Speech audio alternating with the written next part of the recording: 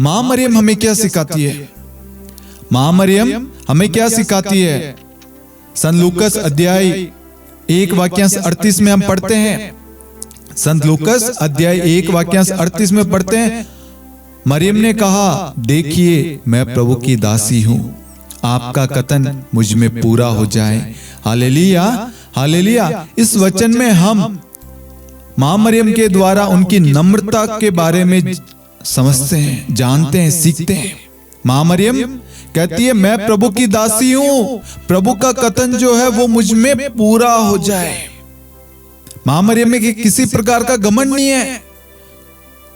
घमंड हमें हो सकता है यदि हम मां मरियम की जगह होते कि मैं उनकी माता हूं, मैं ईश्वर की माता हूं, लेकिन मां मरियम ने कहा मैं प्रभु की दासी हूं।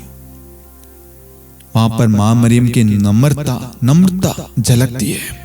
Hallelujah, hallelujah. दूसरी चीज, मां मरियम हमेशा ईश्वर की इच्छा को मां मरियम ने एक्सेप्ट किया। मेरी नहीं बल्कि ईश्वर की इच्छा पूरी हो, एक आज्ञाकारिता वहां पर मां मरियम दिखाती है, बताती है, सिखाती है। उसके बाद में संत योहन अध्याय 19 वाक्यांश 25 में क्रूस के नीचे मां मरियम खड़ी रहती है। वहां पर मां मरियम का विश्वास और धैर्य, उनका जो विश्वास है, उनका भरोसा, वो उस भरोसे, उस विश्वास पर दृढ़ रहती है। चाहे बाकी लोग जिन्होंने बड़े बड़े वादे किए थे, हम आपका त्याग नहीं करेंगे, आपको छोड़ेंगे नहीं, जो बड़े बड़े बातें बोलते थे, वो सब प्रभु का साथ छोड़कर चले गए। लेकिन उस सलीब के नीचे उस अंतिम क्षण तक मां मरियम प्रभु के साथ खड़ी रही। Hallelujah, hallelujah. उसके बाद में हम प्रेरित चरित्र अध्याय 1 वाक्यांश 14 में देखते हैं, कुछ स्त्रियां, कुछ नारियां और माता मरियम और शिष्यगण सब एक मत होकर प्रार्थना कर रहे थे। तो यहां पर हम मां मरियम के बारे में सीखते हैं, धैर्य और प्रार्थना के बारे में।